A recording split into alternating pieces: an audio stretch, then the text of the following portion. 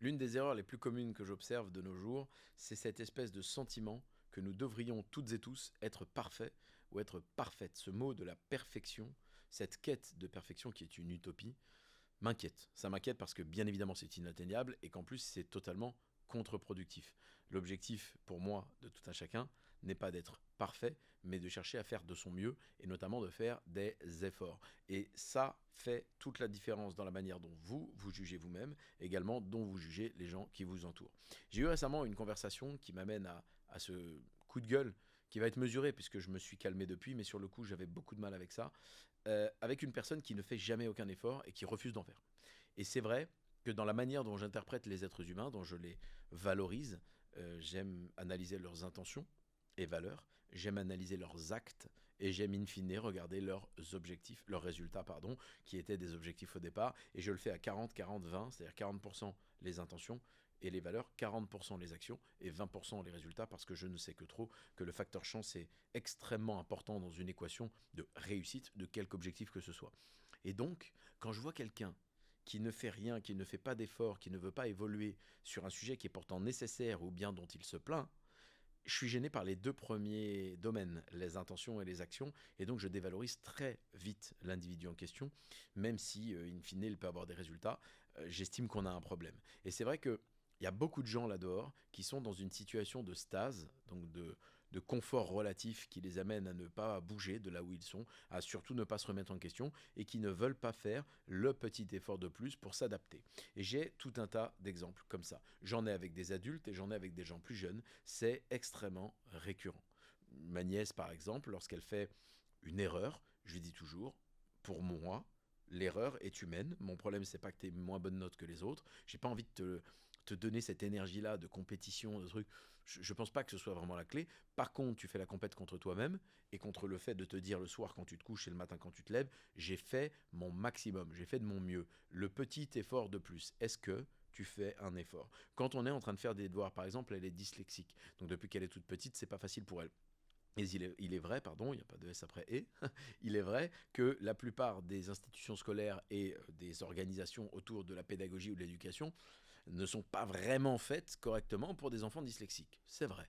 Force est de constater qu'il faut donc s'adapter à la maison. Et à une époque, pendant la pandémie, j'avais rassemblé toute ma famille dans un immeuble familial et elles habitaient 2 étages au-dessus de moi. Je l'amenais à l'école le matin, le soir, je faisais à manger. Et en plus, entre-temps, ben, on s'impliquait, surtout sa grand-mère, donc ma chère et tendre mère, sur la partie, je dirais, éducativo-pédagogique, sur les devoirs, etc.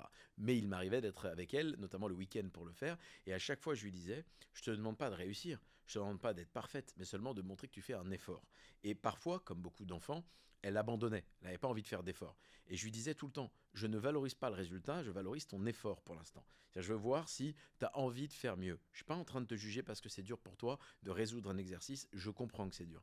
Et croyez-le, quand vous avez une dyslexie, et je l'ai observé avec elle et avec d'autres enfants, c'est très dur de vous adapter à tout un tas de trucs, et donc je comprends ça. Et je lui demandais toujours de faire cet effort supplémentaire. Avec des gens avec lesquels je travaille, c'est exactement la même chose. J'ai un problème profond avec les individus qui sont dans le confort de leur position et qui ne veulent pas faire l'effort, par exemple technologique, d'apprendre un outil, parce que non, tu comprends, moi, c'est pas possible. Et alors, dès que ça dépasse 40 ans, on a l'impression que les gens, ils ont une espèce de court-circuit mental. Non, moi, je peux pas, tu comprends, c'est votre truc. Ça sort d'où, ça? Oui, mais l'IA, je suis dépassé. T'es dépassé parce que t'as jamais juste pris 2 heures pour t'installer devant une vidéo qui t'explique comment ça marche. Tu prends ton téléphone, tu te balades, tu l'installes, tu regardes les protocoles. Pareil pour l'apprentissage d'une langue, etc., etc. Et c'est difficile pour moi de respecter quelqu'un qui fait zéro effort. J'ai beaucoup de mal avec les gens qui ne veulent pas se remettre en question et qui, en effet, sont partisans du moindre effort et voilà, restent dans le confort de déléguer ou de finalement se dire voilà, la personne que j'ai constituée à cet âge-là, bah, c'est bon, puis j'ai pas besoin d'évoluer. Je trouve ça extrêmement dommage. J'ai un côté de moi qui pense que c'est insultant par rapport à tous les individus qui n'ont pas la chance que nous avons de pouvoir faire ce qu'ils rêveraient de faire à notre place et d'avoir aussi notre lot de problèmes. Et c'est vrai que j'ai une petite tendance morale personnelle à valoriser beaucoup le respect qu'on a de la chance qui est entre nos mains et le fait d'essayer d'être meilleur chaque jour. Donc je vous en parle ici. Pourquoi? Parce que je pense que c'est important peut-être pour vous de réfléchir sous cet angle, de ne pas vous culpabiliser à la quête de perfection permanente parce que personne ne l'est, parce que c'est stupide, mais de vous dire est-ce que j'ai le sentiment d'avoir fait de mon mieux. Est-ce que j'ai fait l'effort de plus qui est lié à, bien sûr, mes intentions et objectifs? Et je conclurai là-dessus pour que le propos soit compris. Je suis rude avec les gens qui sont dans une position de me dire qu'ils ont des objectifs et qui ne font pas l'effort de plus pour y parvenir. Je ne vais pas du tout porter le même jugement avec quelqu'un qui me dit je vais très bien. Pourquoi j'irais dans l'évolution constante de ce sujet alors que bon an mal an je m'en sors et ma vie est très heureuse comme ça. Là c'est autre chose. Je parle d'individus qui proclament leur envie d'avoir plus de résultats. Plus de résultats sur la sphère entrepreneuriale par exemple. Super. Est-ce que tu as appris à faire quelque chose? Je me rappelle quand j'ai créé ma première start-up. Donc c'était la centrale du sport qui existe encore aujourd'hui. Il y a 2 filiales, la Grinta et Act for Sport, je les embrasse d'ailleurs. J'ai vendu ma voiture à l'époque pour investir 50 000 euros dans ce projet parce que j'avais l'impression d'avoir en face de moi une espèce de nouveau Mark Zuckerberg. C'était loin d'être le cas, même si mon associé de l'époque est quelqu'un d'intelligent et de fort sympathique. Il y avait une idée qui était bonne et puis j'ai lancé cette start-up là. Et puis on a délégué à l'époque, enfin mais j'ai pris le chemin en route, délégué la création du site web et notamment des algos qui permettaient de faire des demandes de devis. C'était ça la proposition de valeur à des clubs, je dirais, de sport amateur qui allaient voir des Intersport, Casal Sport, Decathlon et qui faisaient une demande de devis pour refaire des équipements, des survêtements chaque année pour le club de foot du coin, etc. ou de n'importe quel autre sport. Et c'était une manière technologique de leur éviter d'aller en bagnole voir tous ces interlocuteurs et puis de demander des devis et de les comparer à la main. C'était pas bête, c'était plutôt sympa, mais il fallait une plateforme je dirais informatique. Et cette plateforme était développée par quelqu'un qui nous prenait pour des imbéciles. D'ailleurs, ça a très mal fini, puisqu'il a essayé de nous arnaquer, de nous escroquer, de nous soutirer de l'argent. Enfin, c'était des menaces, des trucs. Ça n'a pas très bien fini pour lui, bien évidemment. Il n'a pas fait le bras de fer avec les bons, mais à l'époque, c'était compliqué puisque nous ne connaissions pas. Je vous rappelle qu'en 2014, tu parlais start-up aux gens et e-commerce, tout le monde n'était pas rompu à l'exercice. Le code informatique, ça paraissait être une espèce de nébuleuse inaccessible pour la plupart des gens. Et toujours aujourd'hui, tu demandes à n'importe qui m'écoute là de juger ce qu'il voit être un geek, c'est-à-dire quelqu'un qui fait du code informatique, tu as l'impression que c'est Panoramix le druide, tu comprends rien de ce qu'il fait. Et ça m'agaçait de pas comprendre. Et je me rappelle une conversation un jour où il me dit, tu sais, la bannière, là, tu m'as demandé de changer la couleur, je me rappellerai toute ma vie. C'est pas possible, c'est très compliqué, j'ai des équipes qui sont sur d'autres trucs, faut que j'augmente le devis, parce que c'est une demande qui est très compliquée. Et il me parlait toujours d'augmenter les devis toutes les 4 minutes, bon.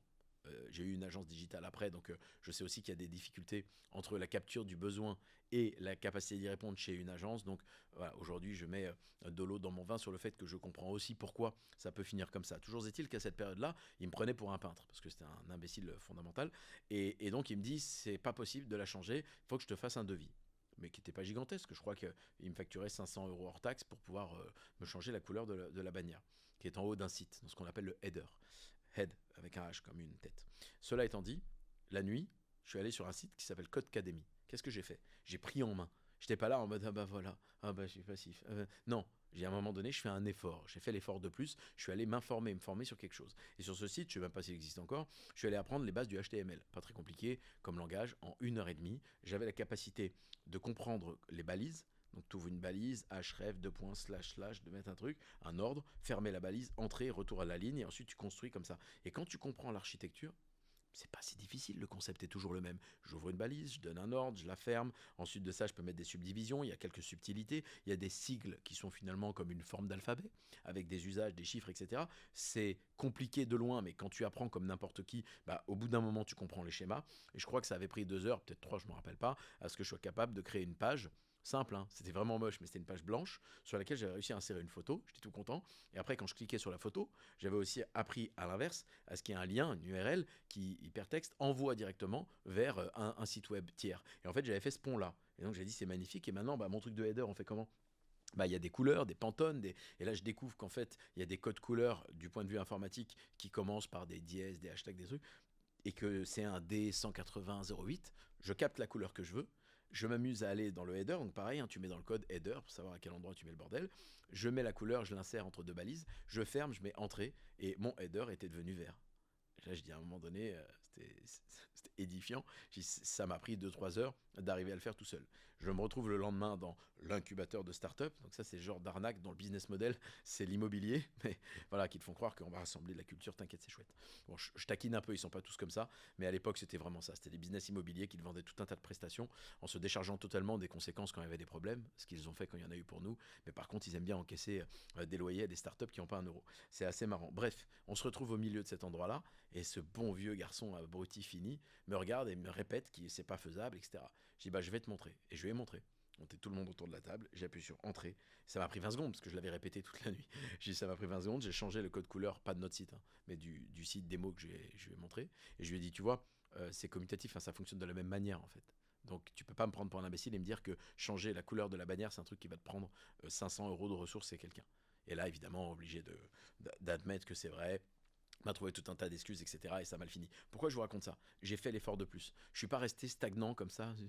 Non, j'ai essayé de trouver une solution à un problème et j'ai montré aussi qu'en tant qu'être humain, eh bien, je prends à bras le corps, donc comme encore plus c'est important pour moi, comme un conquérant des informations, des éléments que j'ai à connaître et je fais les actions qui me permettent d'obtenir des résultats. Je suis pas uniquement dans la stase du petit confort de ma position, dépendant de tout le monde, en me disant oui mais t'inquiète pas, lui il sait. Et si vous êtes, et je conclurai là-dessus à la maison, en train de vous reposer sur votre fils, votre fille, votre conjoint, votre conjointe, sur tous les éléments fondamentaux de la logistique ou de l'informatique ou de tout un tas de sujets, vous commettez une erreur, il n'est pas trop tard. Je le dis tout le temps à ma maman qui porte très bien d'ailleurs ses 71 ans, qu'il est loin de les faire, je lui dis toujours, c'est intuitif. Hein, il y a un logo universel qui est un triangle sur le côté et qui permet de mettre lecture. Il y a un logo universel pour faire pause, c'est deux traits verticaux, etc. Je comprends que tu n'es pas né avec cette technologie, mais tu peux ouvrir la porte à l'intuition et à comprendre une fois que tu maîtrises un petit peu les bases, eh bien que ce n'est pas si dur que ça. Ça dépend de si tu le veux ou si tu ne le veux pas. Et maintenant, elle maîtrise extrêmement bien tous les sujets. Voilà, qu'elle se balade sur son Mac, sur son iPad, qu'elle switch avec le cloud, le truc. C'était un sujet impossible il y a 10 ans. Pourquoi? Parce qu'elle a une personnalité admirable et qu'elle fait les efforts pour toujours s'améliorer. Et aujourd'hui, à 71 ans, d'ailleurs, elle contrôle bien mieux ces sujets d'émotion, de communication et de perception de tout un tas de choses qu'il y a 20 ans. Pourquoi? Parce qu'elle a fait ce que je pense un être humain devrait faire, c'est essayer de faire des efforts parce qu'on ne te demande pas d'être parfait, mais je pense que s'il y avait un juge objectif de la situation que nous avons en tant qu'humains, si vous me comprenez là, que vous entendez ce que je dis, que vous avez deux bras, deux jambes, eh bien nous serions, et j'aimerais que ce soit comme ça, jugés sur l'effort, sur le fait qu'on honore la chance d'être dans l'équipe, parce que si tu es sur le banc et que tu branles rien, bah techniquement, je pense qu'il serait opportun qu'on te remplace par quelqu'un qui est à l'autre bout du monde, au fin fond du Burundi, et qui aimerait bien avoir tes problèmes.